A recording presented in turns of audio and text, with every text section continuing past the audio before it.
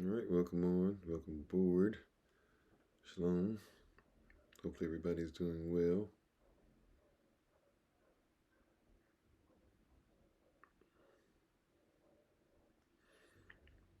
Trying to get some things up and going real quick, and then we're going to get started.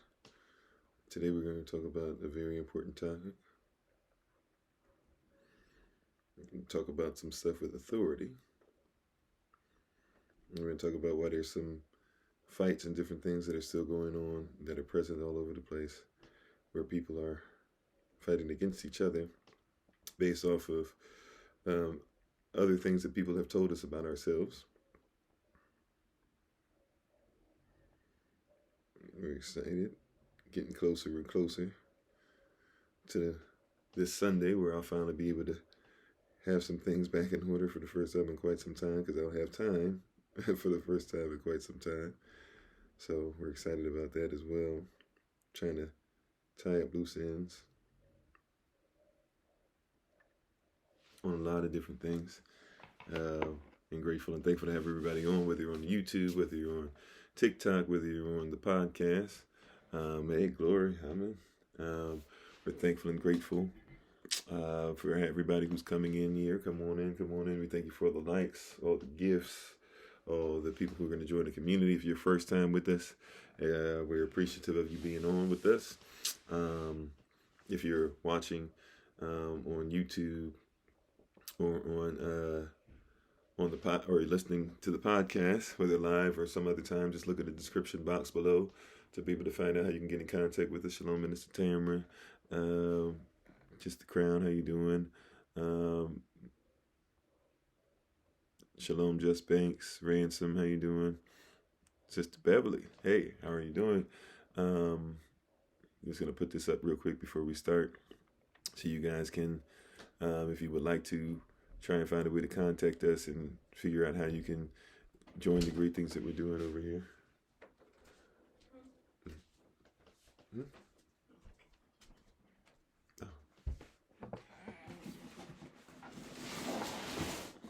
So we're thankful and grateful for everyone who's here with us. And above me on TikTok right now is the information if you'd like to be able to get in contact with us before we jump into this discussion today. And as we get ready to jump into this, may the words of my mouth and the meditation of my heart be acceptable in Yahweh's sight. He is our strength and our Redeemer, and it is in His name, which is His authority, that we pray, praise, proclaim, project, and protect this message. Amen. Amen. Amen. Shalom, Sister Beverly. Shalom, Betty. So above me, if you want to take a quick screenshot, these are some places you can find this. Place is a little blocked off. I don't know how it shows up on yours, but it's a little blocked off on mine. Hashtag FindKofi, hashtag FindKofi. I see you, Helen. I see you, Stephen. How you doing? Thanks for joining us. I am one of the troops. So I'm a veteran. So if you're looking as far as that, do I support the troops? I am a troop. The question, I guess, would be, do you support what a troop is saying to you today? That would be more the question. Shalom, Sister Shantae. Thanks for sharing the live. Is it Sandy? Is so? We'll leave this up here for about 10 more seconds.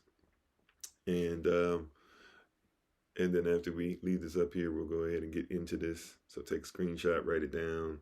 We'll put this back up at the end, etc. Shalom, Sister Tracy, Grand Rising to you. All right, so we put this up here. We're thankful, we're grateful. We have all this for you guys. We'll put this back up at some point later on. We're going to get into today. And we give all honor to the Most High, Yahweh Elohim, who is Abba, his Aleph Father, Beit Son, Che, or Ruach HaKodesh, the Holy Spirit. Nope. But we can pull you off real quick. How about that?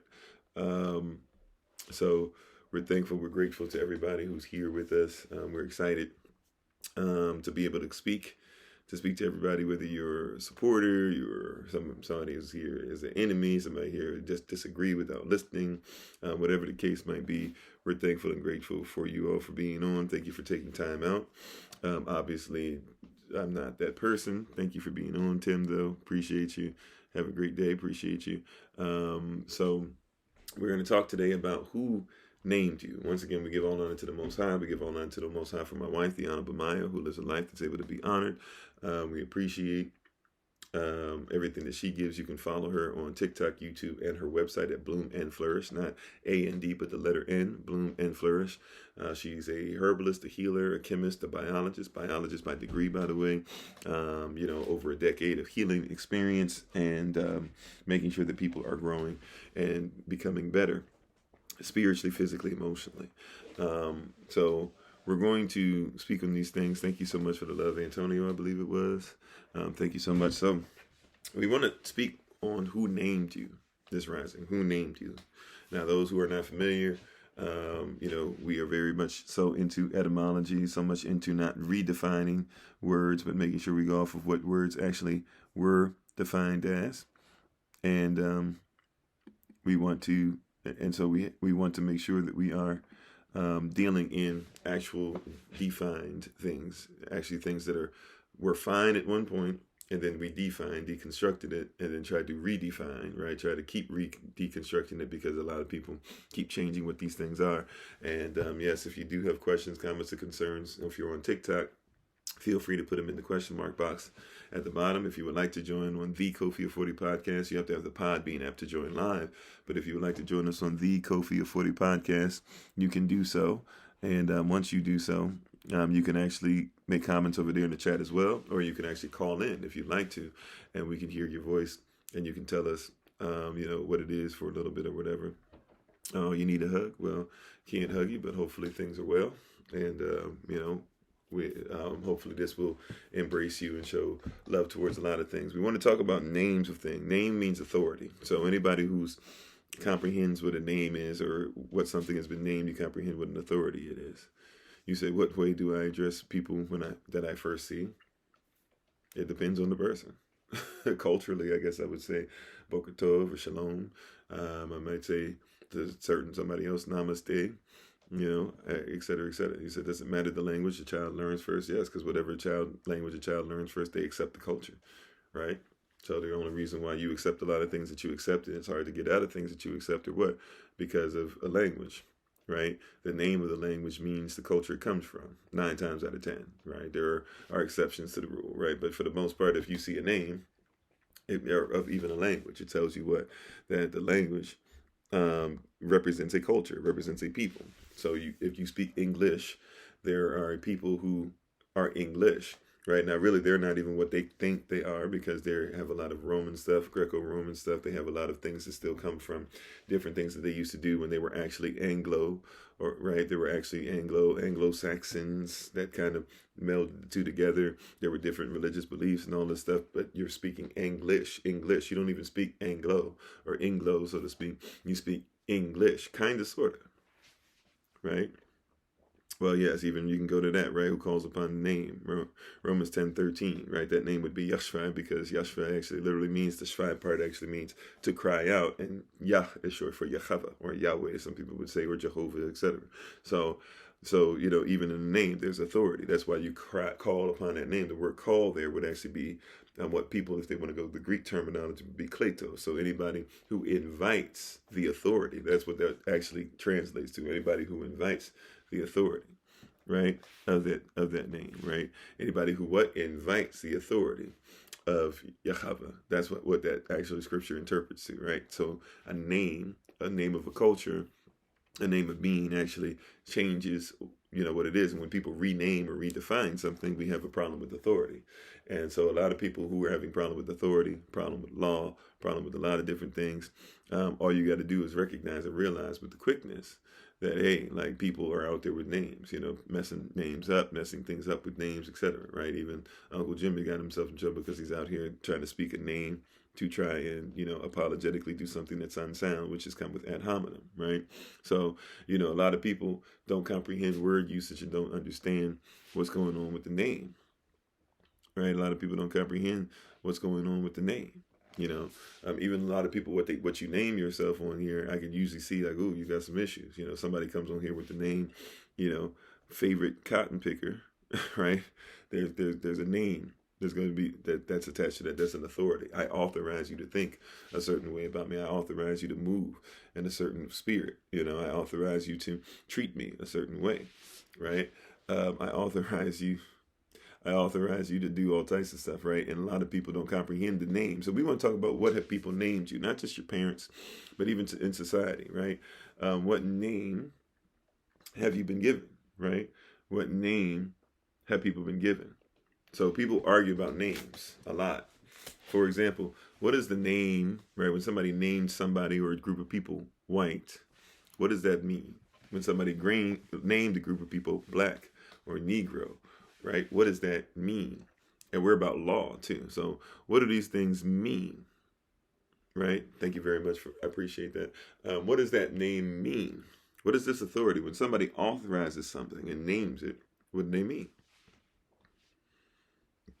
Right? When somebody authorizes something, what does that mean?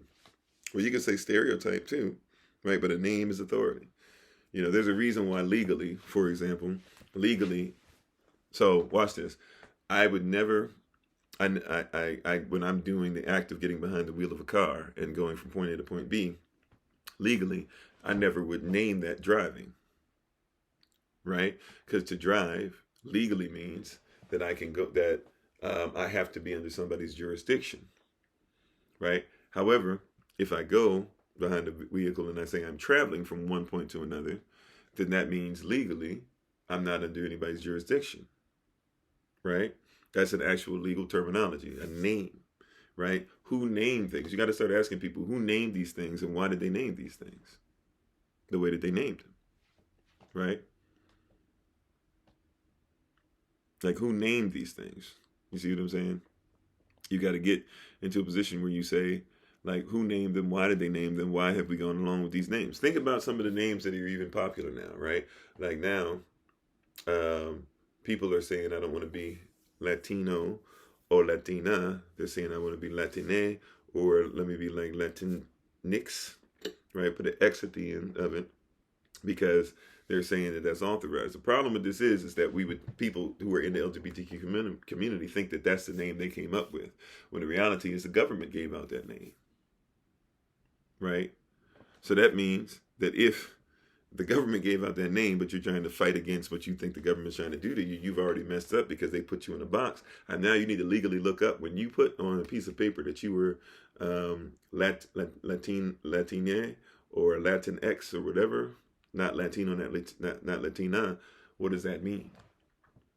Right? Matter of fact, if you got anybody who's been around, and this is people who are Latin. By the way, I'm Latin too, you know, by family, but people don't want to go into what Latino or Latina even should be and what the name was made up to be, right? Because if you're talking about Latino, you know, Afro-Latino, right? Como está? you know, I stay in my lineage though, you know, stay in my lane.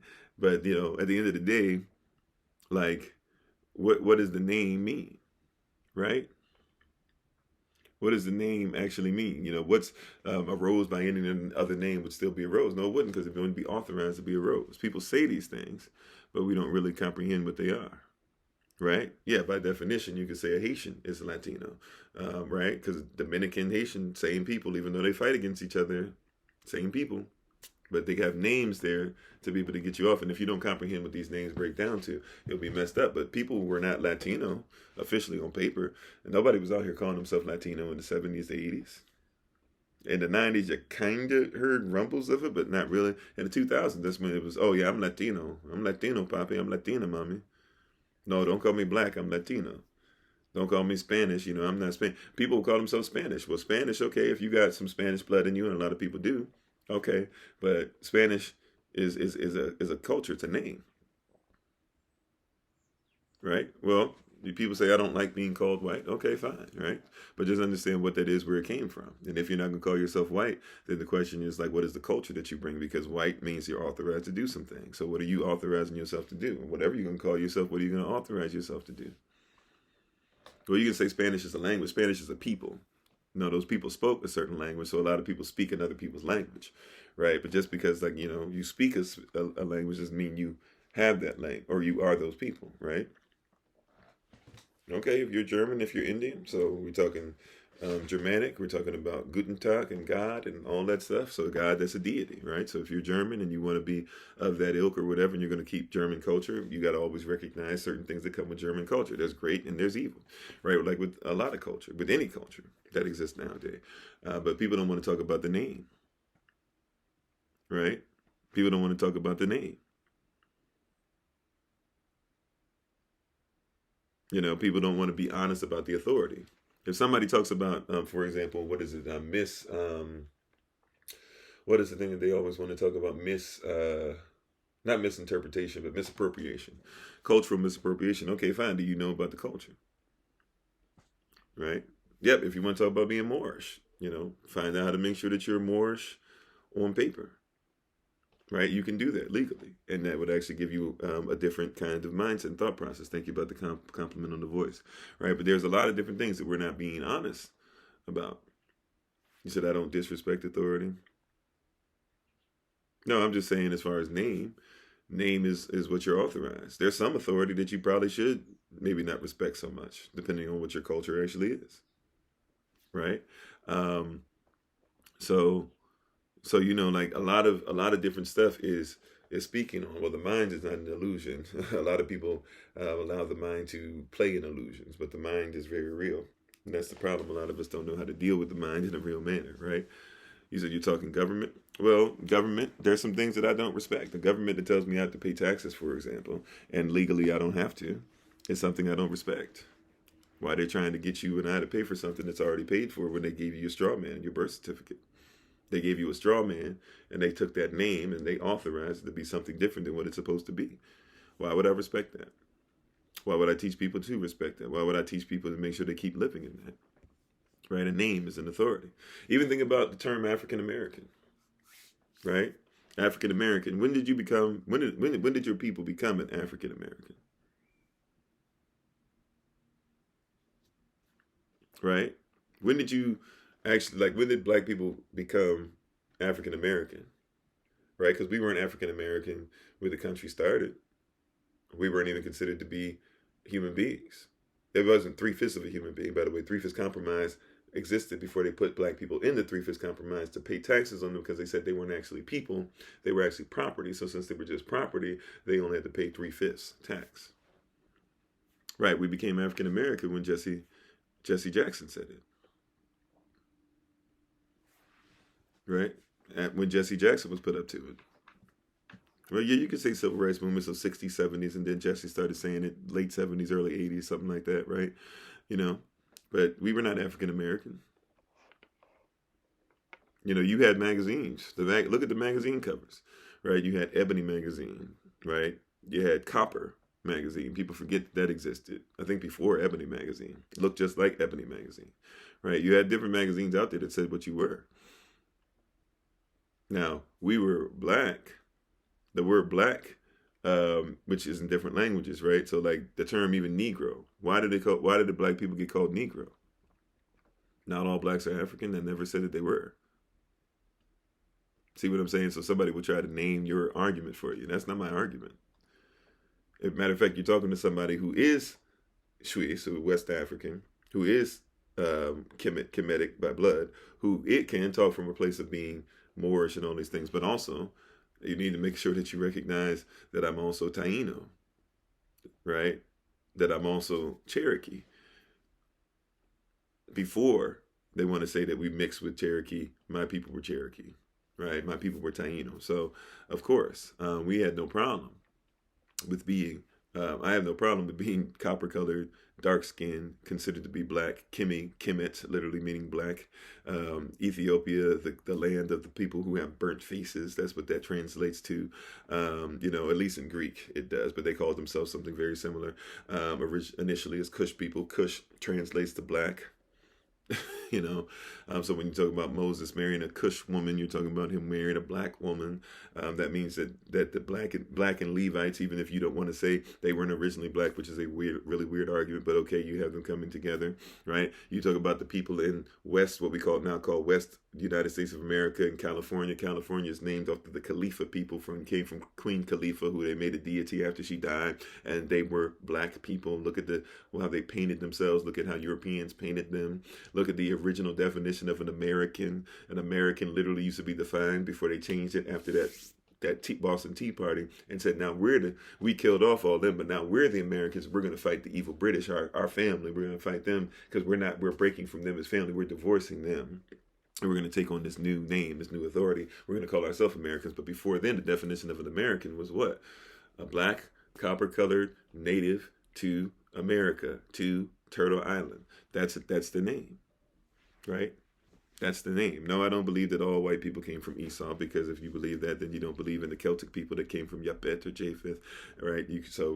We know that. You can't believe in, Ashkenazi, or people that call themselves Jewish today, that came from Japheth. That's what the Bible says. So if you believe in that in the Bible, then you got to believe that the people who you're talking about, who are these other people who you would call white, those are white people. So whether you want to say Esau somehow, who was dark red, who was dark reddy, and if you're red enough, dark red enough, you're considered to be black nowadays, right? So if you're going to say that somehow that turned into white, therefore all white people are Esau, but you want to ignore the rest of the Bible that tells you about people that you would consider to be white today, I mean, so be it. But I'm not somebody that subscribes to every white person is evil. That's what somebody tried to name people, because there were white people who tried to name us as evil. So some people turned around and said, well, you're all evil. When we forget that even white people who did what we would consider to be evil, they had to be tricked into believing that was all right too. Even people who say Caucasians, not everybody from the Caucasus Mountains is what we would consider to be white. Matter of fact, there's legal stuff, right? We should always be about law. Look up case study. Do some case study.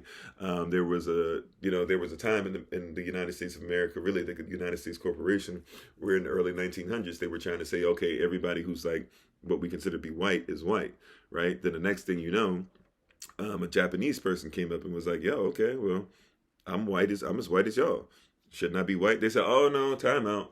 Like, we don't mean that. So they tried to redefine it. Like, okay, you have to be Caucasian to be white. And then somebody came from the Caucasus Mountains over here, and they opened up a case and said, well, then I guess I'm white. I'm whiter than some of y'all that say you're white. And they said, no, that's not it either.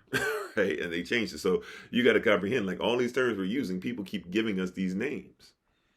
Right? People keep giving us these names, and we've never studied these names to see where they come from. Why is Negro a name that you use, and why was it such a bad term? Why is it that people who were NOI and other people said, don't call yourself, people who want to be Moorish and stuff now, say, don't call yourself Negro? Why did they say that? Because it comes from negro.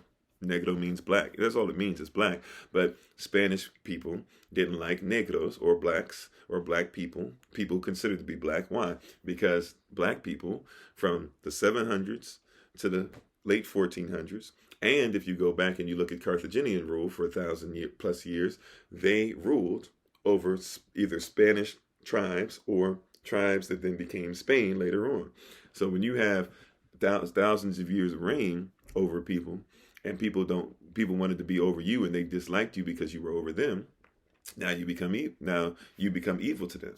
Right? So when the Queen of Spain, Queen Isabel, and when her husband, as it was Ferdinand, I believe, came together, they had two families that owned a bunch of stuff. And then you had the Moors that still had like a third of Spain. They fought the Moors. In 1491, they got rid of the last Moorish king, and was the very first thing they did. They went in 1491 to the Pope. They said, we want permission to go ahead and start getting into the slave trade. The Pope said, no problem, as long as you give me some slaves, I'm cool with it. They found Cristobal de Colon, who had been traveling with Africans and learning about things, and he was able to come over. He brought a Hebrew interpreter, or Alpha interpreter, with him over. And when he came over with the interpreter, they were able to talk to the Taino people there. They were able to come with guns and stuff to be able to squash a lot of stuff. But also the first time they came, they just said, oh, well, we just want to trade and learn. Taino people even told them, hey, black people have been coming over all this time. Christopher Columbus knew this. He wrote this in his journal. His son wrote it in his journal, right? But they named them what? Indians, because they lied. They said, we're going to go find India. Even that question, you have to understand the name. Who named you? Why did they name you? Once again, not just who named you, but why would they name you that? Right? You said nobody really knows what they are unless they have a DNA test. That's not true at all. Because even the DNA tests are not necessarily what you think they are. A DNA test just simply says we gathered information from a couple of random places or whatever, or not random, but let's say we just have a bunch of DNA, which, by the way, some of the DNA is even inconclusive. If you look at it, it's guessed that the DNA might be this, but some of it's not even conclusive. But, okay, so that means that you had somebody that might have lived here, but that could have meant that they moved from this place and died over here. That you could have had a group of people that were Arabic. Arabic means nomadic, and they were nomadic and running around a bunch of places, right? So just because somebody says that they got a DNA test, that just means that you know that a bunch of people supposedly lived here, but we don't know if they lived there. We don't know if they died, they were traveling, you don't know this or that or whatever, right? You could have mix of stuff, but even if, like, watch this, it depends also too on a name. What are you going to authorize yourself as? Are you okay with, like, let's say you say, oh, okay, I've got German blood in me. Well, what if you had a German slave master? The German slave master raped your great grandmother or whatever, right? But you carry some DNA. So you say, well, I'm going to get into my German side, to make peace with it. Okay, if that's what you're going to do, authorize that journey. But don't authorize the journey of, hey, maybe you don't want to authorize that journey. Like maybe you say, hey, I respect, my great grandmother who was raped by the slave in her culture. And since somebody attacked it, I want to learn about her culture first. Right, and then maybe possibly at some point when I'm making peace with it, bring it in. But you have to go through the what's authorized. You get a DNA test, and the same people that tell you, that you can't be healed by stuff are the same people that give you the DNA test. There's a cognitive dissonance. So I'm just saying, be careful, study. I'm not saying the DNA test has no relevance. Shalom, Chef, how you doing?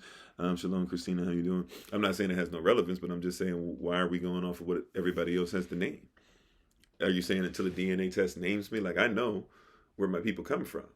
So you're telling me that when I know, like, I can say, my mother, right, came, born in New York, came from someone born in Jamaica who is Taino, right, who came from somebody who's Shwi, right, over West Africa, right? I can say my father, born in either, I think Washington, D.C. Yeah, Washington, D.C. came from people, North Carolinian, came from people who are Gullah Geechee, Taino, Cherokee, right? Like, I can tell you, but you're saying I got to make sure I get somebody else to authorize it. I mean, if that's what you need, but I already know what the name is, right? The topic we're talking about today is who named you, right? Who named you? Yeah, Taino. Taino basically is coming from the old Mexique, but Taino, basically, if you're Native American, pretty much you're Taino for the most part. If you're Native American, South America, North American, you're Taino, or, you definitely own Mexique in some way, shape, or form at some point. Right? If you're even American, like we talked about earlier, the original definition, look it up, the original definition of American before people did the Boston Tea Party and said, now we're the Americans and we'll fight the evil British, our cousins. Like we said earlier, that original definition literally breaks down to black, copper-colored people who are indigenous to Turtle Island or to America. That America used to be considered the land of, America was colonized land, right? It wasn't until the Boston Tea Party and they said we're going to fight the British that they tried to say this isn't a colony anymore, this is our land, right? But this is colonized land. So even if it's colonized land, what you're saying is that really this isn't our land. We have ownership over you, therefore we have ownership over your land, so you will pay us tribute. You as a people, whatever, right? You will pay us tribute. Cajun people, you're mixed native blood, you're mixed with French blood, you're mixed with African blood, right? And African, basically all of us come from Africa. So at a certain point, we all got to go back to Africa, whether you like it or not, whether you believe in creation, whether you believe in the Big Bang, whatever it is. At some point, we all go back to black blood, right? The blackness that we speak of should be something that unifies all. But a lot of people don't want to talk about that. Do I think it's a blessing to get lost in bloodlines? I think you should always know where you come from, if you can, right? And even if not, I feel like you could, be adopted into something. Because if you don't have anything to stand for, what do you stand for at all? And if your whole stand is, well, just to be about everything, I mean, what is everything? But I always believe that you should try to know where you come from. Because like I said, like the more we talk about where people come from, you got to recognize the further back you go, at some point everybody comes to the same point, right? Like everybody can be split up 5 different ways, but at some point you keep coming back, generation, generation, generation. At some point we all came from the same womb. We all came from the same sperm. We all came from the same seminal head. At some point, you got to, we got, at some point we have to be honest about that. You said the Bible says Jerusalem is the mother of us all, not Africa. Interesting, because my Bible says the Garden of Eden would be the mother of all. Now, if you know where the Garden of Eden is, according to the Bible, you would know that the Garden of Eden would have looked a lot different and been a lot bigger than what you think it is. Because, hey, the Garden of Eden was when there was Pangea. The earth was all together, right? That's what they call it in science. Your Bible tells you that the earth split when it got to the son of Hebrew himself, or Avda, or Ibra, Hebrew himself, right? And his son, one of his sons' name was Peleg, right? That meant to split up, to divide. So when the earth divided, he named his son Divide, right? So you can actually look in your Bible and see that Eden would have been in a place to where you would have had India would have been attached to Eden. Madagascar would have been attached to Eden. East Africa would have been attached to Eden. Babylon and stuff like that would have been attached to Eden, etc.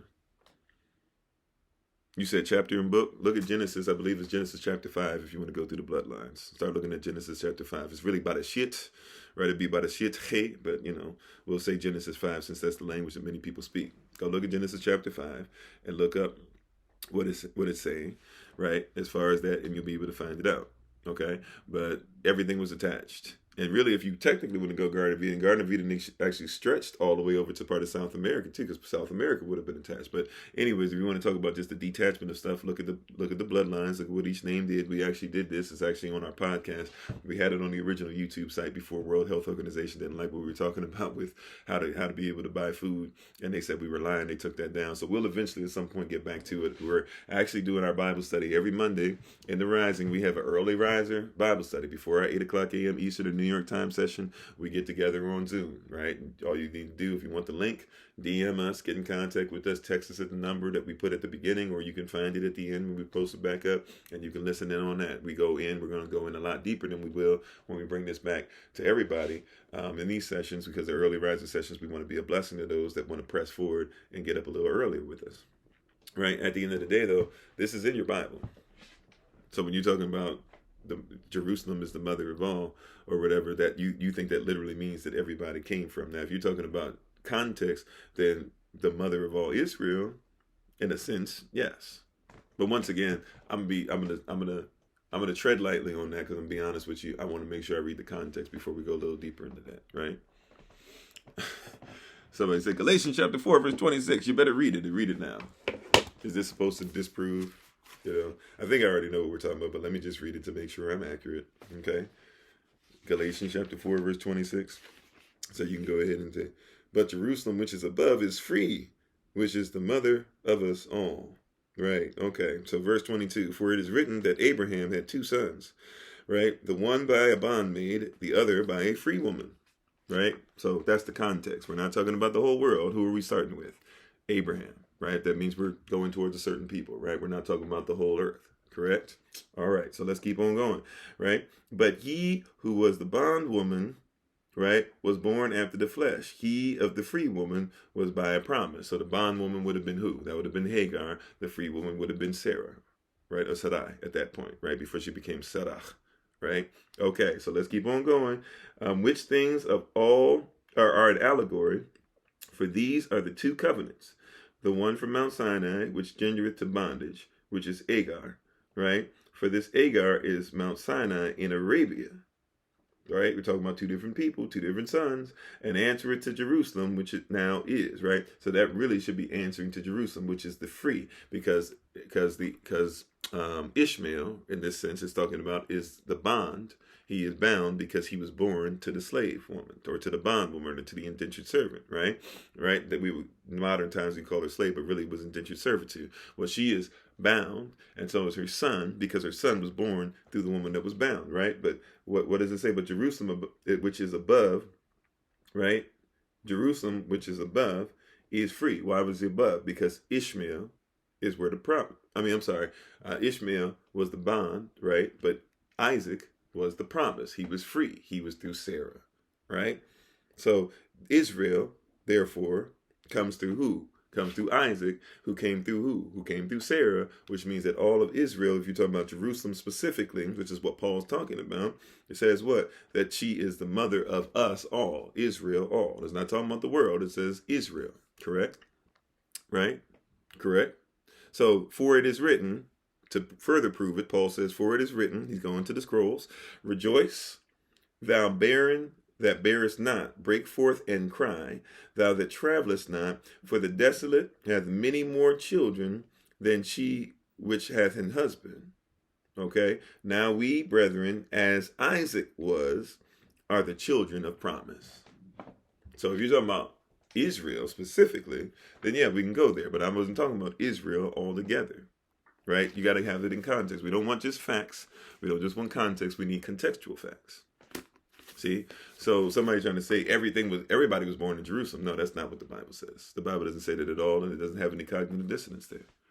It's speaking about a very specific people and culture, and people who came from Isaac, which would have came from a specific mother, Sarah, which would have been the free mother, versus the indentured servant, who Sarah herself felt she had the right to be able to give to her husband. Talking about a very specific people, right?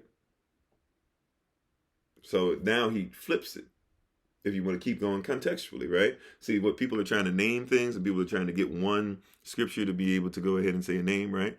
You know, so watch this. It says, so let's keep on going. Verse 29, but, so cancel that out even. As then he that was born after the flesh, right? Born of a mindset of having to try and be about things outside of Isaac and what the promises that Isaac is going to be able to birth, right? Those that want to go outside of that, right? The flesh persecuted him that was born in the spirit. Even so, it is so now, saying that people who are born, reborn, even born again, of a mindset to make sure that they are doing things the way that Yashtel was supposed to be the birthplace of. People that want to go outside of that, right? That was the goal of what he was talking about. He wasn't talking about the whole to try and get you to focus on, oh, everybody's got to be born from Jerusalem. Right? He said what? He said that those people who are about Israel are persecuted even now, still to this day. Like that's what that scripture said. So if we're going to talk about that, you said one question, you can ask it instead of just asking one question. Or you said white supremacy history says Taino people were extinct. I don't know how white people can say. I mean, well, white supremacist history, if that's what you're calling it, or I would just call it his story instead of the story or our story. But at the end of the day, his story might say that, right? But how can a Taino person be extinct if even some of the people that exist today have Taino blood, even going by their DNA? I mean, or their DNA test. You know, it's very interesting that they would say that.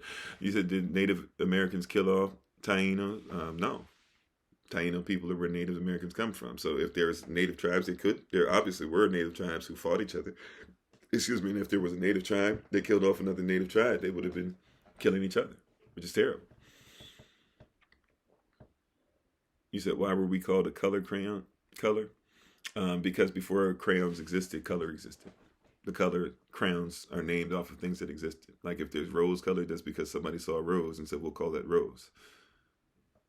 You know, rose, en français, it can be a flower, but also they name the color pink rose because they think that, you know, the most roses that they see or what they identify a rose as in their mind is the color pink, right? So before somebody put rose or pink on a crown, it was already known that's what it was. So the crown color is named off that, not the other way around.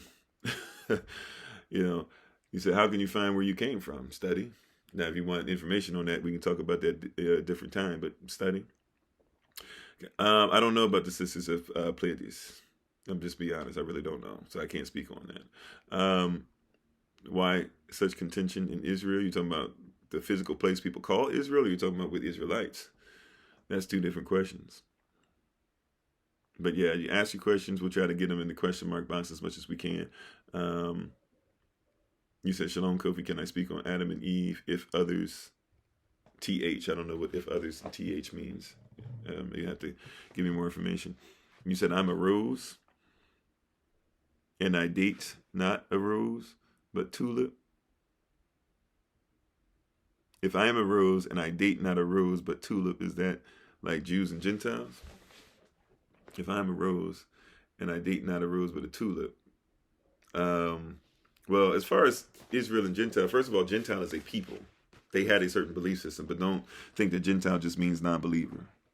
Gentile is a people. A gens is a people. That's why they didn't like King Herod. King Herod was a gens. He was a Gentile.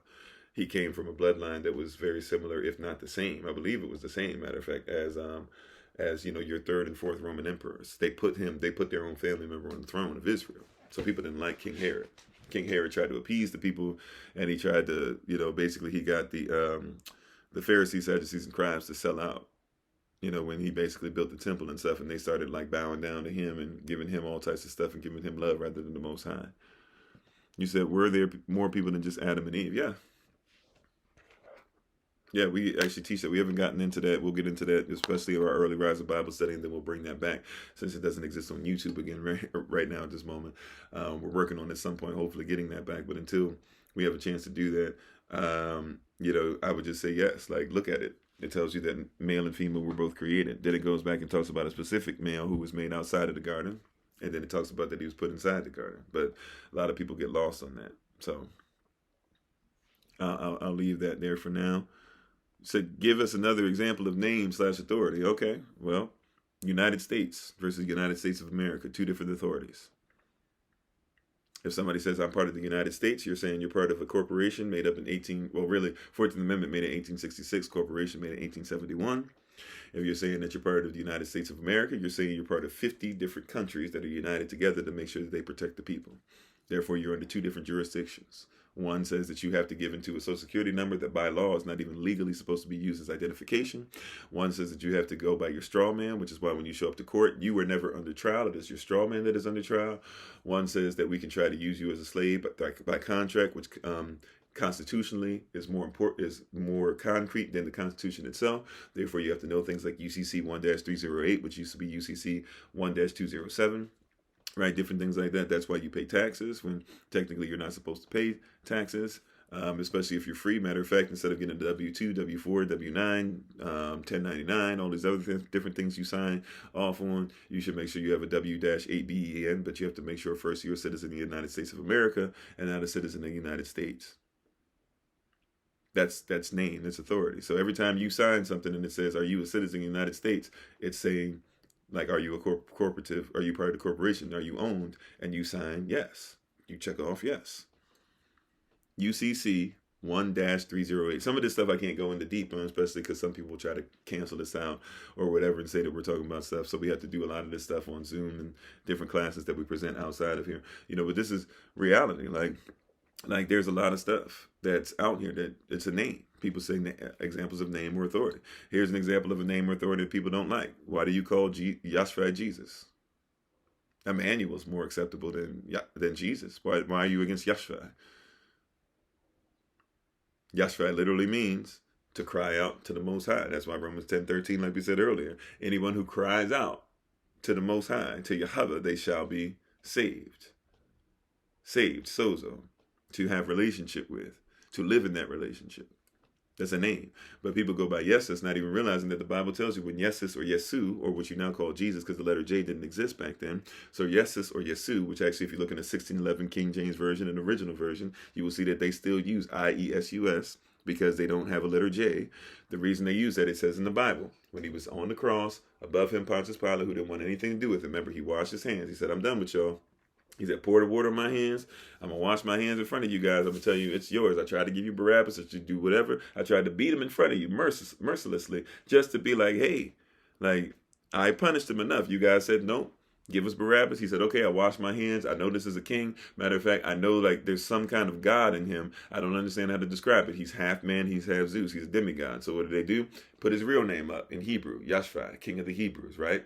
Right, Yashua, Malak Avda, right? Then second, let's put him here in Greek. Here is Yesus, I-E-S-U-S, he, Zeus, all the way man, all the way Zeus, demigod. Put it in Greek so they know who they're killing. Put it in Latin, Yesu, right? Half man, half Zeus. So everybody knows who we're putting up here. This is not on me. You guys, whoever this demigod is, you guys decided to kill him, not me. That's what Pontius Pilate did. And people later on who were about Greco-Roman culture, they went with the nickname rather than went with his actual name, right? Like people try to tell you that all of the New Testament is in Greek. At the most, the best argument people can give you is that 25% at the most of the New Testament is written in Greek. And even if it is, it's still based on the Hebrew culture, since the people that are speaking are preaching out of a Hebrew Torah to be able to get you to comprehend what Yahshua's sacrifice did to get us back to Eden, that we might be able to live. We talk about Enoch.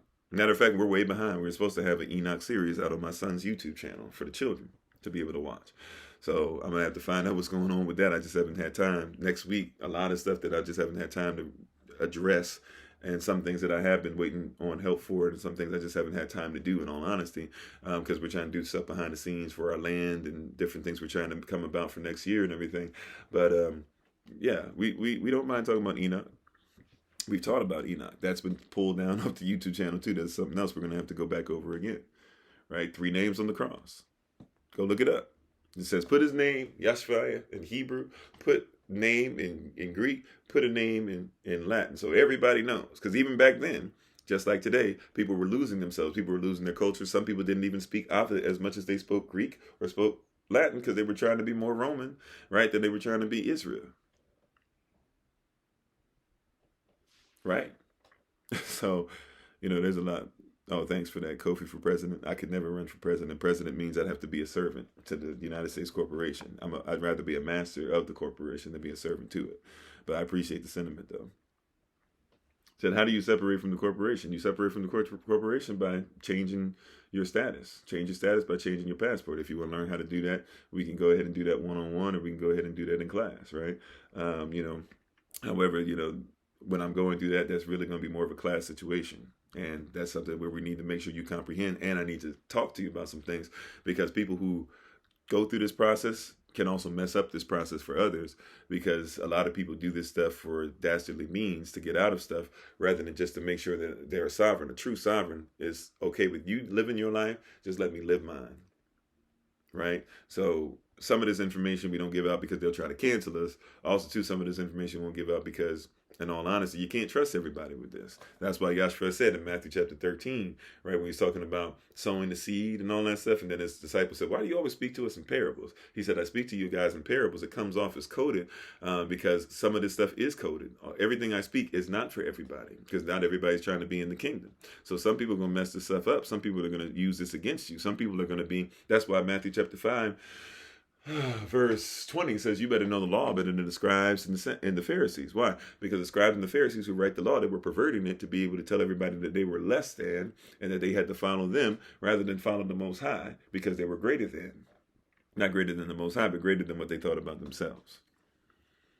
Right? Well, if you want to be sovereign, sovereignty is a lifestyle. You got to be willing to live a lifestyle, right? But a lot of people aren't willing to live that lifestyle. Amen. Those that have ears, right? Let them hear what the Spirit is saying to the assembly. What's life like after you change your status? I mean, it's free. I can't say I'm totally free, because I live more of my life under the system, whether it be the military, whether it be school, whether it be college, whether it be church, whether it be whatever. I've lived more of my life in a system that says bow down to Caesar than I have in a system that says be a king because you serve the King of Kings. So it's very freeing to know that I don't have to worry about a lot of things that people do. I don't have to worry about taxes and stuff. I don't have to worry about bills that people have to worry about. I don't worry about if something were to happen with food tomorrow and if all the food was poisoned or something, or you had mad cow disease going through food and all these different things that have happened throughout society the last 30, 40 years. I could easily just pick something that grows in my own yard, or I could just go to a national park or something, enjoy a day with the family, bring a plastic bag. We're going to take this, we're going to take that, we're going to take this, and we're going to eat it. It's a very different lifestyle. It's a very different mindset. It's very freeing to be self-sufficient, right? The kingdom of heaven says that you as a king, if you're going to be a king or a queen, then you should be able to have things that come out of you. If anybody can give you something and you can't give them something back greater in return, then you're not greater than they, right? So if a public servant is what you depend on for a job, then you're not greater than the public servant, which means you're not a servant. You're a servant to the servant. But we don't understand what names are. We don't understand when somebody says, I'm a public servant. They're literally telling you, I serve the public, which means you are the master. They're telling you by name. But they also know if you're not going to listen to certain things, then no problem, you can serve me. Right? I'm supposed to be the servant, but if you want to serve me, no problem. If you want to do everything you can to make sure that I get in a position of power, go ahead. I'll take it. Right? If you want to go ahead and defend no matter what I do, you want to defend me no matter what it is that I do, simply due to the fact that I am what? Due to the fact that I am due to the fact that I'm a Republican, due to the fact that I'm a Democrat. If you want to do those things, feel free. Right? Really, the reality is no matter what I am, I serve you. The president's power is limited. You keep waiting for the president to make change. No president's going to change the system. You know why? Because he's a public servant. Now, if you ever, as the public, said, you know what, we're done with your system, then, right, like, who is he going to serve? He loses his power. You see what I'm saying? Like, we don't comprehend these things, right? If you as a servant, I'm sorry, I can't answer every single question that comes up. I'm trying my best. I'm only a human being, and we do have a certain amount of time. I have to make sure I'm obedient to the message I have to give. I will try my best to answer as many questions as possible, if not every question. I'm on. If you guys want to come back and ask some of these questions later tonight, we can deal with some of these questions later tonight if I don't get to the crux of these, right? At the end of the day, though, we're so busy serving people who's supposed to serve you. If you're the president, you serve me. You're limited. You can only give, it's like when people use SATA and put that other letter on it to talk about the devil. He doesn't have a name. You call him the Satan, Satan. He doesn't even have a name. The second you keep calling out his name, talk about how evil he is, or talk about how righteous you think he is and people who serve him and all that, at the end of the day, you're giving him authority. He has no authority until you give it to him. You have to give it to him of your own free will. It's the same thing as signing a document, right? You sign a document of your own free will. That's why you should put UCC, going back to that number, UCC 1-308. You've asked me to talk to you before? Okay. I don't know. Either I didn't catch it, or we were supposed to talk, and for whatever reason I didn't have time, or whatever. So I apologize. Like I said, I'm a human being. And I have a lot of stuff going on. So I'm trying my best. If you would like to try again, feel free to. I don't know if you're saying you texted me or DM'd me. If you DM me, I don't remember the DM. But I get a lot of, I get hundreds. A week I can get 5,000 DMs easily in a week. Easily. I'm talking about that's bare minimum. So I apologize if I might have missed one. But once again, I'm a human being. I'm not going to pretend that I'm anything else. People try to name you as such, like, oh, you need to answer this, you need to do this, right? I mean, no, Lucifer is another name that came through another group of people, right? So words have power. What power do names hold, if any? Well, a name would be a word, right? So a name is authorization. That's what a name means. And it's in the name of Yahshua. That's authority. It's in the name, matter of fact, look at any king or queen. Doesn't matter what race, if you want to use that term, that the kingdom is in or the queendom is in. When you become a king or queen, you have to be able to name who it is in your family. It actually allowed you to be able to be worthy of being adopted into the position of king or queen, or whatever you want to call it, of the position of being over a tribe, dynasty, etc. Right? Your name is authority. So your name authorizes. The only reason you can do certain things is because of what your name is. That's why you should even have a common law name. I mean, if you want me to send you the links, like I said, just DM me, catch us, when I put this information up, or if you go to the YouTube channel, if you go to the podcast, look at the information in the description box with our videos, or just wait to the end, copy the stuff down. Text us, right? We have information to put out. So when somebody says like, hey, contact me, once again, I got a lot on my plate. I don't want to make it sound like I'm better than anybody else, but I'm just being honest. So if you want me to, like, I try to answer as much stuff personally. My wife tries to answer as much stuff personally as we can. Yeah, we teach classes. Right now we're in the midst of marriage, for this quarter, for this semester, it's marriage, monarchy, sovereignty, natural medicine 1, fibroid cyst, Hebrew characters, right? But you can also DM us if you're on TikTok. If you're on YouTube later on, you can just put in the description box a way to get in touch with you or whatever, or just look in the description. In the comment section. But you can also look in the description box. If you're on the podcast, just simply, hit us up at the information that's in the description box, right? But these are things that are there for you. And we put them there for the community purposefully because we want to ensure that we have a place to be able to grow as a people, as a society, right? We haven't had these things and we haven't had access to these things. And if you want to get anything close to it, you have to go through somebody else's culture and what they tell you about yourself or what they'll allow you to, because you have to go through something that's accredited. Here's a trick of the enemy, right? We told people this a lot. Like if you take any classes with us through our school, we tell people this a lot, that here's a trick of the enemy. You talk about where your accreditation is from. I went to this school, accredited, nationally through this, accredited regionally through this. Do you know that the greatest schools on the planet are not even accredited? Even a name. You have this name that you carry. You have to name something as accredited by something, something, something, whatever, right? But the best schools are not accredited. If you go to Harvard, they will never be accredited. If you go to Yale, they will never be accredited. Travel over the seas, go to Oxford, they will never be accredited.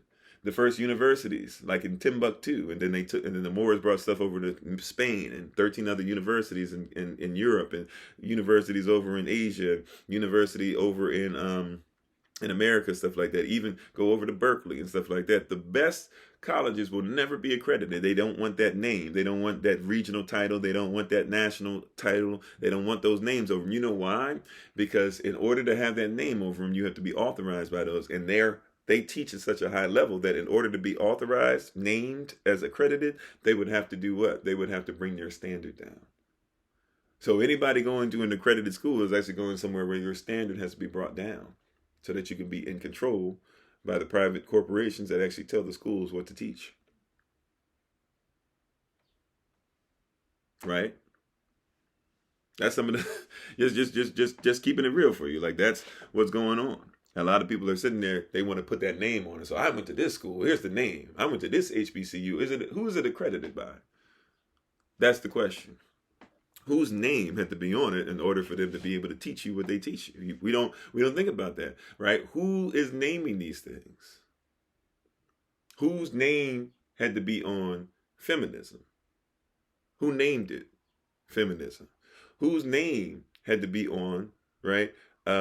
Whose name had to be contributed to that? I'm not saying that we shouldn't be about our sisters. I believe that any man who doesn't take care of his wife and doesn't make sure that she feels secure is less than an infidel. That's what the Bible says, right? So our sisters must be protected. The little girl in her should be protected. The queen in her should be protected. Her position in her divine nature and spirit should be protected. But who authorized that, and who authorized her saying, I don't even need you, brother? Who authorized that? Who authorized the books that we read where black sisters say that black men are the only problem? Not saying that there's no black women that support us, but there are some black women who have gone out and said, hey, black men are the problem. But do black men even authorize your pay? Black sisters, you are the most educated woman in the planet. I'm talking to your education. I'm talking to who you are, right? I'm talking to, this, right? You're the most educated person on the planet, sisters. No diggity, no doubt, right? Showing my age. You are the most educated woman on the planet. You go through the most drama, the most hell, which means you got to be the most street smart person on the planet. Matter of fact, your men that go out there and think that they're street smart have to go and run into you for you to be able to hide and protect them so that they don't get all these, these life sentences, right? With all this being said, I'm appealing to that sense of intellect that you have, that level of intellect that you have. With all that stuff being said, does your black man actually make sure that you get paid? Or is it a white man who makes sure you get paid? But you were told that your black man is the issue, and you won't even look at, well, what happened with Willie Lynch stuff. Now, I'm not saying every white man. I'm talking about in the system, in the society of colonialization, going back to even 1712, Willie Lynch letter. And if people want to say it's not real, because some people do this weird argument that just popped up in the 70s and 80s, that all of a sudden this isn't real. Well, if it's not real, he's speaking on that letter speaking on some real stuff that happened, because we know Bronco busting happened. We know the rape of women happened. We know that black men being put on the bottom happened, and that black women were supposed to be on top. We know that they were treated as animals. We know all these things happened. Well, who is what? Who is over you? Who is naming you what it is? Who's naming your price? Who's saying that you as a black woman will only get paid this much? Is it a black man or is it somebody else? And when you get in league with white women, and the white women and you come together in this feminist movement, are they ensuring, these white women making sure that you're getting paid the same as they are? Or are they saying, hey, black woman, help us so that we can get paid? And once they get paid, do they control you the same way that these white men do? Or these black men that you say we are doing? Because last time I checked, that's the reason why we're working on getting our own land and stuff, because you don't have a place that you can go to where it is black owned land, it is black owned schools, it is black owned information, it is black owned men themselves, not owned, but let me say black fed men as far as learning from other black men in black society and our own culture. Where is that you're getting that from? Am I saying that we as black men do not have a problem with putting down our women? No, I'm not saying that, because we do have black men out here who put you down mercilessly, and we should come against them in the name of Yahweh.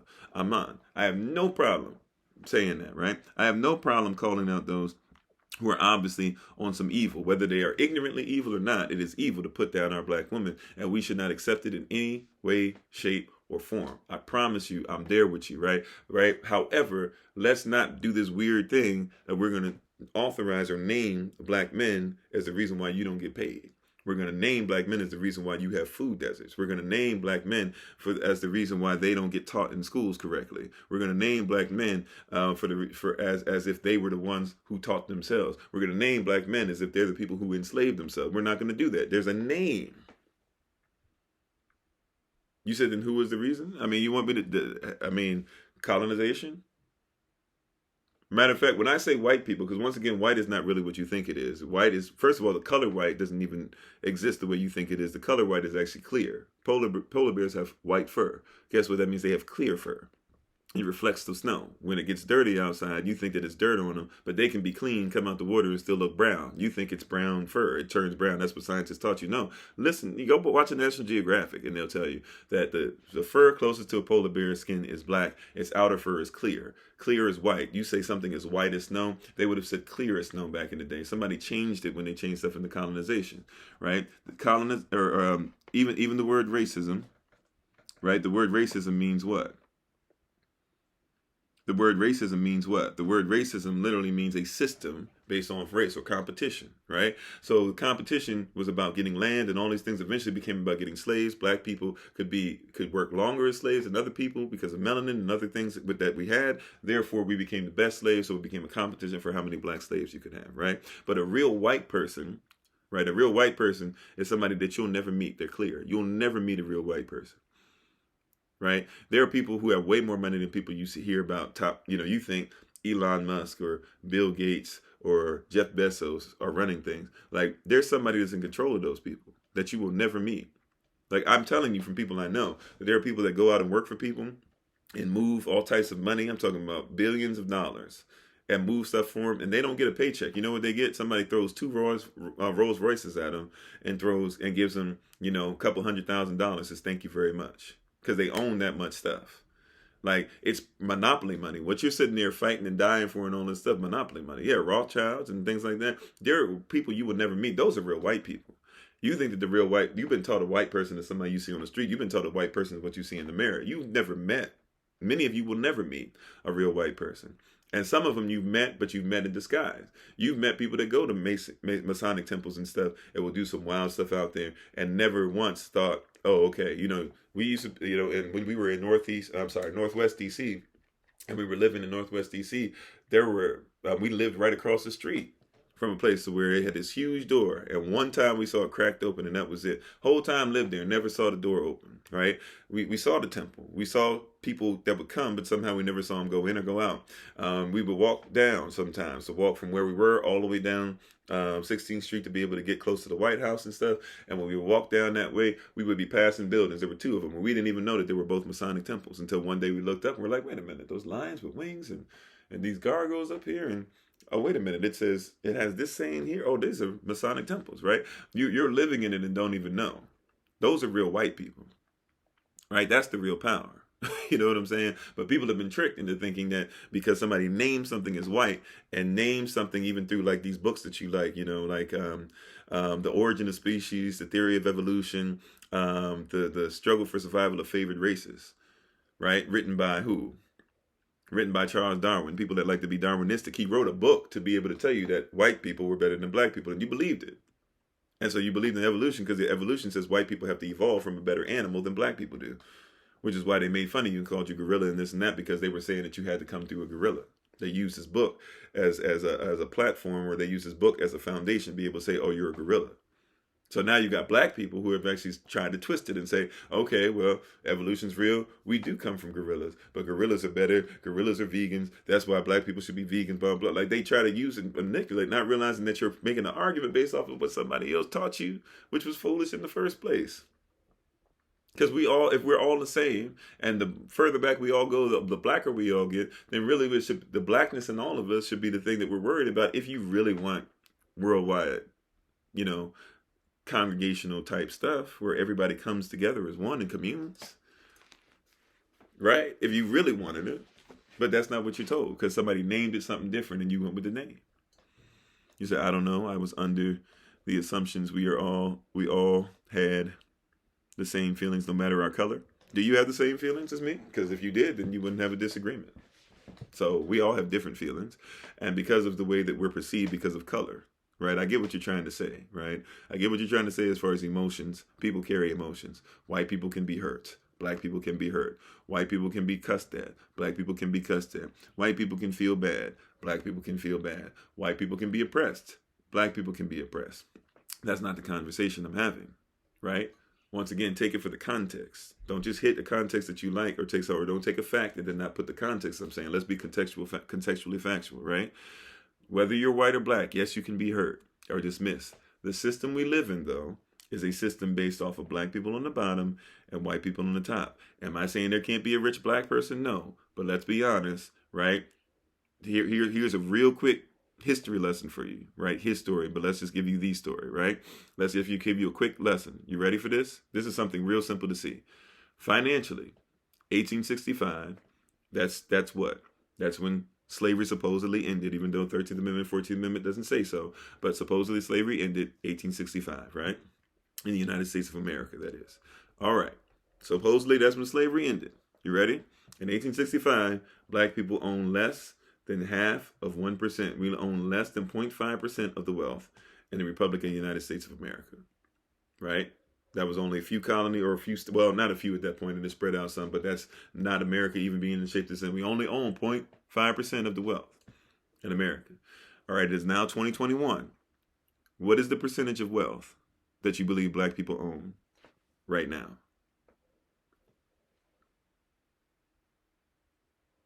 It would be less than 0.5% of the wealth in America, which means that even though we've been stuck at, because of abortion or being killed or being put in prison or whatever, we've been stuck at 13 to 15% of the population, whatever you want to agree, of the United States of America.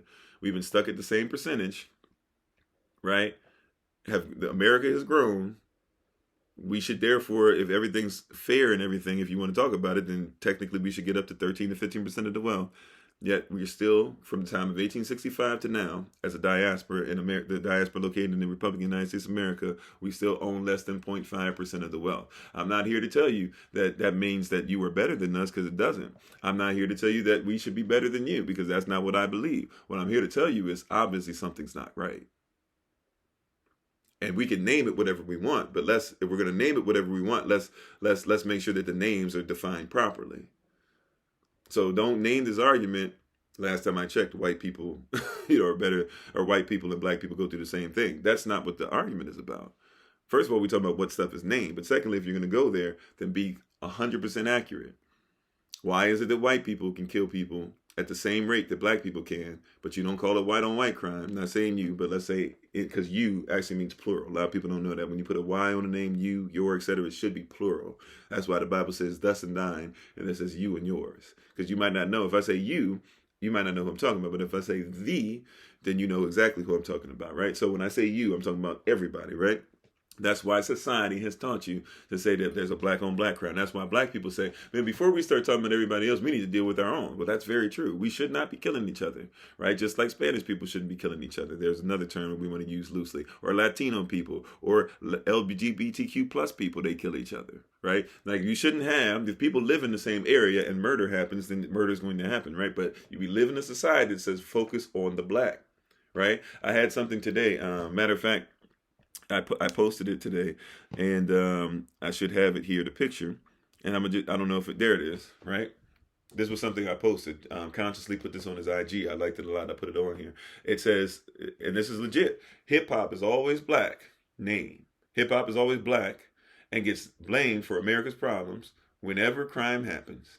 But when it wins awards by non-black people, then it becomes everyone's culture. Same hip hop, different name. I'm not here to say that white people can't rap. What I'm saying is, if it's black, right, then let's say, hey man, thank you for representing this black culture. We appreciate you. We will graft you in, rather than, oh, hip hop is for everybody. Well, yeah, it is for everybody, but what you're really saying is hip hop's not black anymore. But then all of a sudden, the baby's killing people and stuff. See what this black problem does, right? But Eminem came out with that hot verse on the Monster. Now everybody needs to be able to go ahead and say that. It's for everybody. Black person, you shouldn't say N-word to each other. White person wants to say it. Hey, this is for everybody. That's what I'm talking about. You're very disappointed? Well, that's fine. You can be disappointed. Thank you for being on. I have no problem. Race is something that's real, whether you want to talk about it or not. At the end of the day, though, right? This is something that people don't want to be honest about. See what I'm saying? And then somebody will try to take that and rename and recategorize what we're doing, right? So people are going to try and take that and say, oh, well, you're a reverse racist now. You care about race more than you care about people. No, not whatsoever, because I guarantee you the person that would say that doesn't do as much for the white community as I do. I guarantee you that. You said, how is blaming another human in this time period real? Did I blame you for something? Question. Are you responsible for racism? Question, right? See, that's what I'm saying. Like, people can't miss it because they're trying to rename or redefine what we're talking about, right? Did I blame you for anything? Baby Owl, whatever your name is, Baby Alpaca Prince. Did you create racism? If you didn't, this has nothing to do with you. Now, it has something to do with you if you're affected to the place to where you can't help somebody else out because of what somebody taught you through racism, but it doesn't mean that this has to be about you. What's your take on you not believing in race? Once again, people don't understand what race is. I'm about what real words are. Race is about competition. If you and I were to say, if somebody were to shoot off a gun and say, go, right? Or the gun shot off and we were supposed to race. If you beat me in a race. That's competition. Ism is a system. So there was a system of competition for a race of arms, a race towards land, a race towards all these things a long time ago. At some point, it became a race for slaves. Started off even with people that were European. They enslaved each other. Right? Russians, look up the history of like Catherine the Great and other people as far as serfs and slaves and what they made. Even the church had to become serfs and took their money and stuff like that. Look up the history of the English enslaving Irish people and different things like that. They practiced slavery on the Irish before they finally found black people and said, oh, black people and Indian people, other people, and Native Americans, they seem to be able to work a lot harder than stuff. And so that's when race became about color. And that's when you had people write books. Like we talked about, Darwin wrote a book on race, the struggle for survival of favored races. His cousin comes and writes a book on eugenics, right? Right after that, eugenics leads to stuff like IQ tests, which started in France, right? Where it wasn't even against, thank you for the shades, wasn't even against black people, it was against poor white people. And they were trying to say they were better than others. And then somebody who didn't like black people in America read that stuff, said, I like what you guys are doing, brought it here, printed it out on a printing press, sent it to all these different schools and said, make sure you put this IQ test in here because it's something that we can use. We've changed it and manipulated it a little bit to make sure that we can put the right people on top and the wrong people on the bottom, right? So you can say you don't believe in this competition based off of that all day. It doesn't mean that that competition doesn't exist. And it doesn't mean that many people aren't affected. Now, if what you're saying is I will not allow it to influence how I treat other people, then that's great on you. That's what I would say. That's great on you. But to ignore something, it's like when somebody says, I don't see color. And I'm like, well, then I hope to never drive with you. Right? Because there's some colors that you need to know. When you're driving and there's a brown sign, that brown sign means that we're in a different jurisdiction. Did you know that?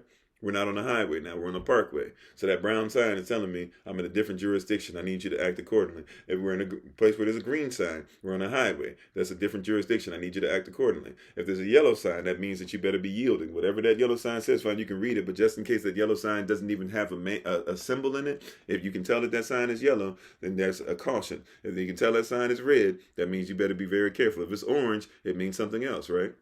So this weird thing of like, I'm going to ignore it and act like it doesn't happen. That's why women are upset. Of course it's feminism. Feminism comes from white women being upset that they were in league with white men, supposedly white women, white men, right? To be able to do something and they didn't get their cut. Which is why the same people who are feminists or white women who are against, affirmative action, were the people who got the most out of affirmative action by percentage. Black people didn't get the most out of affirmative action, white women did. So when white men came at black people, they didn't even come at white women because we named it all these different things because people are still using race to get you to have so much cognitive dissonance, not you personally, but a lot of people, remember you is plural, so to get all of us to have so much cognitive dissonance that we can't see what's really happening. Right? And for someone to go out in the sun for you, be happy. It's about the future, not us. Or go out in the sun for too long. I'm sorry, what? If you are you and you are not, and not your past or parents. Okay, I don't know if that's for me or for the other person, but yeah, I would say this as far as that. If you're not your parents, then yeah. So so watch this. Like, my parents have done some bad things. I've done some bad things. Right, let's just do it like this, right? My parents might have done some bad things or some things I didn't like raising me. So when I'm raising my children, do I have to do the same thing my parents did? Matter of fact, the fact that I acknowledge they did things that I'm not with, and I'm going to break that generational curse, and I'm going to teach my children, train my children to do some other things different. That's due to the fact that I saw what they did, and I accurately have described what it was, and I said I will not continue it. That should be something we celebrate, right? You said racism is feeling better than others. People don't mind me. Just additional conclusion. I mean, yeah. Once again, I just use the word as what it is. Ism is a system. Race is competition. It's a system of competition, and the competition eventually, because of slavery, or a chattel slavery specifically, became about a certain people being used as slaves. If you don't believe that, look up when the Civil War began, which was when slavery was at its height. People want to talk about slavery was declining. That's lost cause rhetoric. When slavery was at its height, you must understand that so basically, let's just say it like this: 45. Let's just say 45% to be safe. 45% of the people that lived in the South were black slaves. Right? Now, if you think that you didn't benefit in some way from slavery if you lived in the South, I don't care if you had a slave or not. People say, well, we didn't have slaves. But if you did business with somebody who was attached to somebody who had slaves, you benefited off of slavery in some way, shape, or form. I've said it like this. Imagine that I'm a slave owner, right? Take it off white person. Imagine I'm the slave owner, right? And I make money off of slaves. Let's say my wife doesn't own slaves, but because she's married to me and she lives in my house and slaves therefore serve her, right? Even if they're my slaves, but I tell them to serve her, does she benefit from it? Right? If we have a vehicle and I have to take her and drive her somewhere, right? And I put gas in my vehicle because I make money off of slavery. Does she benefit from it when she rides with me, when we travel? Right? If I have children and they ride in my car with me, even if they don't like slavery, but they ride in my car with me and they eat the food that I feed them because of the slaves that we have, even if they're friends and they try to do nice things for me, they even help some slaves escape, right? Do they still benefit from slavery? Right? If I give other people a ride, let's say we're going to a church service and I'm going to pick up 20 people in the van that I own because I make all this money off of slavery and I'm going to be this nice person. I could have a slave pick you up, but today, you know what? I'm going to be a nice owner. You go ahead and stay in, Mr. White slave that I have, Mr. Black slave that I have, whatever color you want to say that I have. You go ahead and stay in the house today and go ahead and just get things ready for me all day. Right? Just go ahead and get things ready. You don't have to drive or travel around and pick people up. I'm going to do it. And when I pick people up, and we all go to a church service, right? And the pastor says, you were a blessing to me because you brought these people here today. Did I provide the blessing to the people and to the pastor through slavery?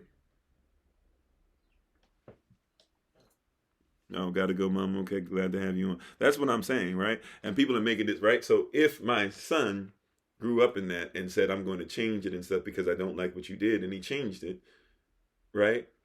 If he changed it based off of not liking what his father did, wouldn't that be a righteous decision?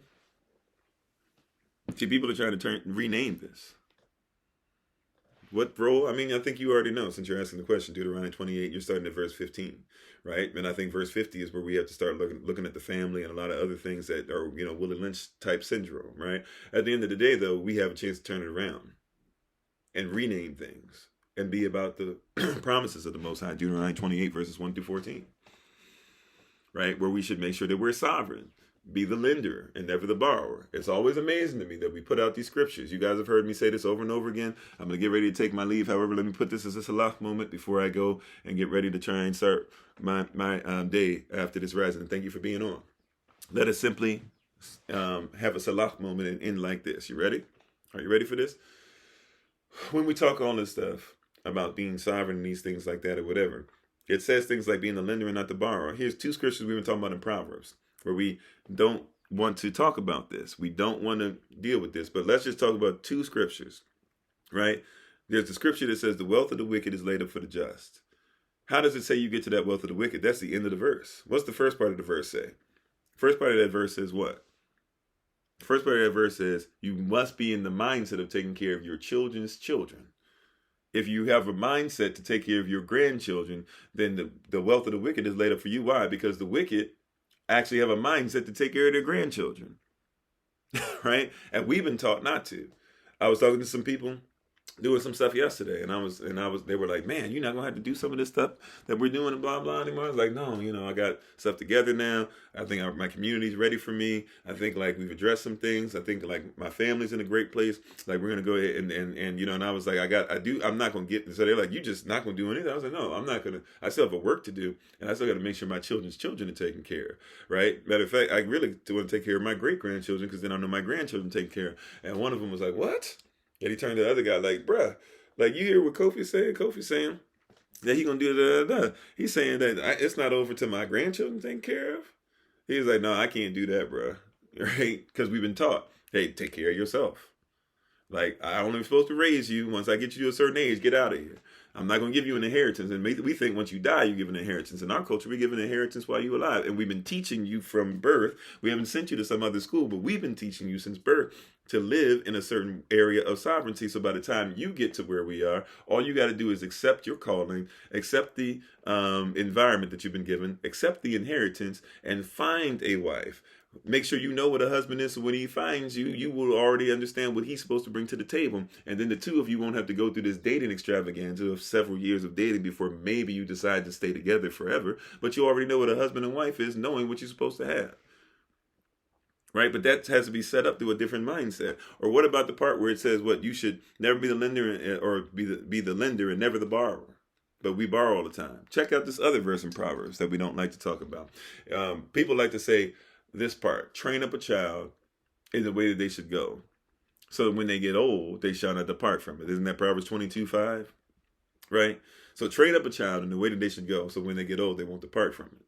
Which literally is defined, if you were to take it and actually look at it word for word, it's actually talking about pull back an arrow and release it towards the target, so that when you release it, it will find the bullseye. That's really what it's saying, right? But let's just say it the way we like it. Train up a child in the way that they should go, so when they get old, they will not depart from it. Question, have you ever read the next verse? Right? Have you ever read the next verse of that? Right? Have you ever just turned the page real quick and said, let me read that next verse. What does that next verse have to say? What does the next verse say, if you don't know? Right? The next verse, right after that, says the following. The next verse says the following. The next verse says that the lender or in a kingdom or in a government, that the person who has, or I'm sorry, the person who doesn't have will always be a servant to the lender. Therefore, right, that's what it says, the very next verse. So if you put the two verses together, what it's saying is train your children in the way that they should go economically in equity. Proverbs 1:3 even talks about equity, but we leave that part out of Proverbs and all the wisdom and stuff. But it's saying, make sure your child comprehends finances and make sure that they're not in the same financial situation as of a borrower, right? Because in society, the borrower will always be servant to the lender. And if you train them to be the lender and never the borrower, when they grow old, they will not depart from it. That's what that actually means. How many people have been taught that? You says, my mom said if I don't go to her specific church. I missed that part. I'm sorry. I missed what you said before that. But think about that. You said, do as I say, not what I do? What does that mean? Right? Do as I say, not as I do. That means that you're not a great example. That's what that means. Because if I say it, then I should do it. Now, there are some things that even if somebody's struggling with, hey, you still might want to do what they say because maybe they're not doing right. Like there are people who have taken drugs and told me, Kofi, don't ever get caught on this drug. Don't ever, man, you're going to do this and that. And so certain drugs, because I saw people do it and I grew up with people that were one way and I saw them when they were drug addicts and stuff like that. Hey, I never had to do it. They did teach me by me being able to listen to what they said, but I still watched what they did. I still saw. So I get that, but I'm saying, hey, if you're going to be an example, do what you say. Right. So that's why I say I know there's things that I can't wait. I have to take more time out for the community than what I've been taking because there's certain things I'm dropping the ball on. So how can I preach on certain things even to you guys if I don't make sure very soon I correct certain things as far as being more available, making sure paperwork is done, making sure people feel comfortable, allowing you guys to be in your areas of leading and gifting and stuff, trusting you to be able to take the ball on some of this stuff and run with it. Right. How can I do these things if I don't, if we don't have this together? You said you have no idea that arrow analogy was confirmation. I'm on. Spoke to something 8 years old. Wow. Praise Yah. Right? The drop ball's not dropping, it's bouncing. Okay. Labor, debt, is stumbling block in your way, right? Yeah, and really a lot of people are in debt, and to be in debt is to be a slave. To be a slave is to be in debt. So people don't comprehend. Like when we're talking about this stuff, people often take the Bible, they make the spiritual so mystical, right? That is no longer practical. Our ancestors used to say it like this: "You so heavenly minded that you ain't no earthly good, boy." Right? They used to say stuff like, "You ain't in your right mind. You're not in your correct mindset, your correct culture." So what does it mean when the Bible says to be absent from the body is to be present with the Lord? Okay, I'm going to answer that one last question, then I must take my leave, okay? Especially since I didn't see the rest of your earlier comments, so let me just answer that. And then I must take my leave. We'll be back on 8 o'clock p.m. Eastern New York time. If you want to join us later, we're on every rising 8 o'clock a.m. Eastern New York time. Matter of fact, as I'm answering this question, I'm going to keep my promise and make sure I put information on TikTok right behind my head, or right above my head, I guess. And if you want to be able to contact us, you can reach out to us by the stuff that you see. You can check out what's going on at the website that's up there. You can check out the YouTube channel at #FindKofi. Matter of fact, you can look us up on any platform and just put in #FindKofi. Last question. You said, what is it to be absent from the body, to be present from a dawn, or to be present with the dawn and be present with the Lord? Literally, that's because you were created to be 3 parts, right? You were created to be spirit, soul, body. You're created to be 3 parts, okay? And in all 3 parts, that's what you were created to be: spirit, body, soul. Okay, as you were created to be spirit, body, and soul. So in the beginning. Or well, let's go to Adam. When Adam is in the garden, right? When Adam is in the garden, he's created. I'm sorry, actually, Adam was created outside the garden and placed in. Let me say this correct. So Adam placed outside the garden, and he says that he was. It says that the Most High wanted to put a spirit, a man. The word man actually translates to spirit. Humus, man. Humus is dirt, so that's where you get the hue, or even the hue talking about the dark earth, right? But humus is the dark earth, right? And then you had man, the spirit. Dark earth and the spirit. Dark earth and the spirit. What did you have? Dark earth and the spirit, right? So he wants the man to have dominion, right? But the man, the spirit, must be legal upon the earth realm. And he says, let them have dominion. So what does he do? He says, okay, I'm going to put this dirt body together. It says that he formed him from the dust of the ground, right? I'm going to make this dirt body out of this humus, this dark earth. I'm going to need to place the spirit in the body, right? But there needs to be something to attach the spiritual to the physical. So I do what? I put a soul in him. It says he breathed in him and he became a living soul, right? Body, soul, spirit. The soul attaches the body to the spirit. Now, at that point, he was a perfect being inside the image of the Most High, and therefore was never supposed to be able to make sure, right, that he was detached. He was supposed to live forever. The only thing that he was supposed to do is not eat of the fruit of the tree, right? The word tree literally translates in Hebrew, it translates to like a wood or bush or something. So people that are trying to say this had to be him eating meat, or this was him looking at somebody inappropriate or something, that has nothing to do with it, right? That actually, if you read Hebrew, And if you know the Hebrew context, it's literally saying that this was some kind of vegetation, right? He was not supposed to eat of this vegetation. We don't know exactly what the fruit is, but he was not supposed to eat of this vegetation. He could eat of anything else, including the tree of life, right? He had free will. That was a way of saying, hey, you don't have to be like me. You can choose to do your own thing. There are consequences, but there's also consequences that choose to be with me. But you have free will to choose whatever you want. You can be about your own business, etc. Right? So he was supposed to eat of the tree of life, right? The tree of knowledge of good and evil, which if you translate that correctly in Hebrew, literally means the tree of deciding to be about yourself rather than of the Most High. It has poetically been over time changed into this knowledge of good and evil thing, right? Because evil is basically sinful, and sin just means to miss the mark. So you can decide to miss the mark and do whatever you want to do outside of the mark of perfection. That's basically what he decided to eat of. And really it was Eve, but it wasn't, if you read it correctly, it wasn't until Adam and Eve both ate of the fruit together that then, next word, immediately, right, they went through some stuff, right, because of their disobedience. So, but going back to Adam was this perfect creation. Eve then is taken out of the perfect creation. Now it's two perfect beings that become one, that should be able to replenish, right, subdue together, to be fruitful, to multiply together. And they were supposed to do this for eternity, never dying. Matter of fact, till this day, there's no such thing as natural death. If somebody says they died of natural causes, no such thing, right? Nutrient deficiency, blunt trauma, whatever it is, right? But you don't die. There's no natural reason for dying because you're not supposed to die. Okay?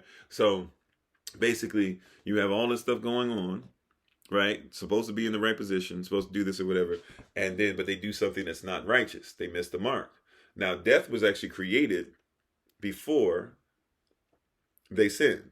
People who say death was created when they sinned, it doesn't make sense because they were given a commandment. The commandment said what? Do not eat of this tree. On the day that you eat of this tree or of this fruit, you shall surely die. Which means that death was created, but death held no power. Now, why was death created? Death was created because what was going to happen if they ate of the tree of knowledge of good and evil, then tried to go back to that tree of life. The tree of life means that they would be in eternity in a sinful state, which means that they would not be able to do anything other than continue to devolve, so to speak, right? As people like to use evolution, devolve, or be desensitized to certain things, or go into a place of what? Of sin, of missing the mark continuously in their life. And they would never have opportunity to come back to the kingdom and have a relationship with the Father, because the source of all things has to turn his back on anything that is not universal law, natural law, laws of attraction, marital law, kingdom law, law first mentioned, etc., right? If it's not perfect, if it's not mature, if it's not being matured in a system that's for that, rather than somebody continuing to miss the mark, he has to turn his back on it. That's why it says to repent. When you repent, it means you turn to him, and then he has to therefore turn to you, right? So sin enters, and they got rid of the tree. So if they had ate of the tree of life, they would have got rid of the tree of knowledge of good and evil. But they ate of the tree of knowledge of good and evil. He had to get rid of the tree of life so they wouldn't be stuck in this perfect place of, or not perfect, but this eternal place of sin, right? So now the body begins to what? To die. Death now has power, because why? He's got to separate the soul and the spirit from this body, right? The soul is attaching, so that you got the, I don't want to flick anybody else, so forgive me how they come up, but let me do it like this. You got the soul, you got the spirit over here, you got the body over here, the soul is attaching. You're right, the soul comes through to attach itself, right? So that the body, the soul, and spirit are one, right? But now the body's in sin, so death happens to where the soul, which is attaching itself, the body starts to wither away. And now, something that was supposed to last for eternity, it goes away, right? Why? Because later on, he says that I'm going to bring back a new glorified body.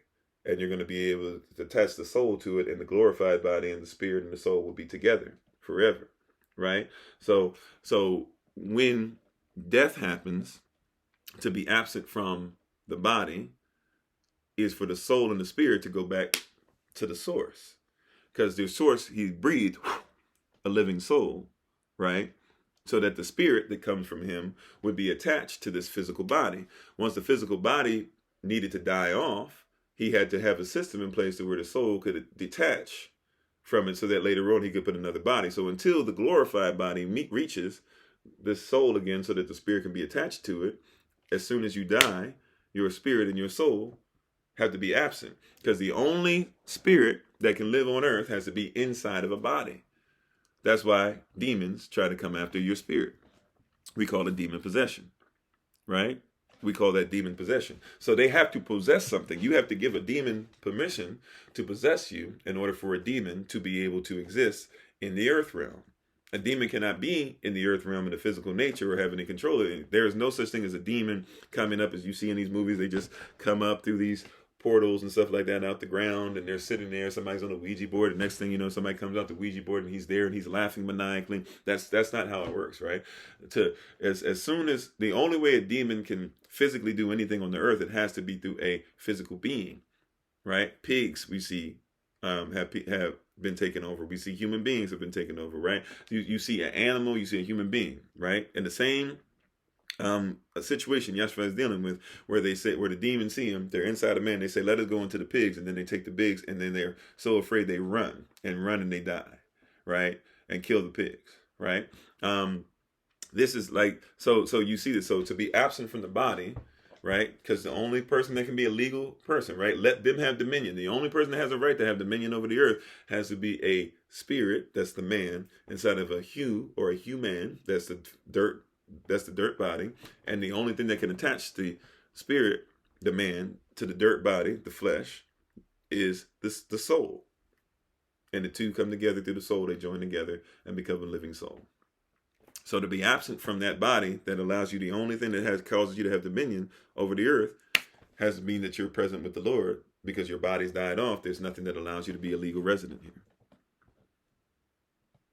Is that what happens with Lilith? Lilith is something else that people try to create or whatever, because if you read the Bible tells you to be wary of people that talk about Lilith. So Lilith is somebody else's culture. I know a tiny bit about Lilith, enough to know that she was obviously made up by somebody else and not us. I don't worry about Lilith. That being said, though, thank you so much. I'm sorry, do you have the work to claim possession? Why don't non-Christians get possessed? There are a lot of people who aren't Christian. First of all, I'm not a Christian, so that in and of itself, you got to do better. If you're going to try to do ad hominem, make sure you get your ad hominem correct. I'm not a Christian, first of all. Second of all, if you're going to talk about Christianity, there are people that aren't Christians that believe in demon possession. There are people that believe in ghosts that can come over and take over somebody's body. There are people that are atheists. Like, dig this. They're atheists. They don't believe in God, but they still believe in spirits. There are people that are agnostic that believe that you can come and take over somebody's soul. There are Muslims that believe that you can be possessed by demons, right? So, there are Confucianists that believe that, something can take over you. There are Confucianists that believe that there are people like the nine-tailed fox who take over bodies, and sometimes even take over things to be like sirens and stuff. Like if you're in Naruto and stuff, that nine-tailed fox actually came from the fact that nine-tailed foxes used to take over bodies to be able to make men come to them, just like mermaids were supposed to make them come to you and believe that they were something that they weren't. Well, nine-tailed foxes used to take over people's bodies and stuff. So to say that you have to believe in the Bible in order to believe in demon possession, that's far. That's far off. That's a far cry from reality. That's not even true, right? Yeah, I appreciate it though. It was a great question. I know it was supposed to be something that was like supposed to break my mind, but demons are something that exist in many places. Matter of fact, many things that you agree with now are demonic. When people label certain things or whatever, Luciferi and all that stuff like that, those are demonic things that people are using on purpose to be able to show you that we're anti-God and we're better and we're going to create a cure that's better than God. So thank you for being on. Hopefully you have a great day.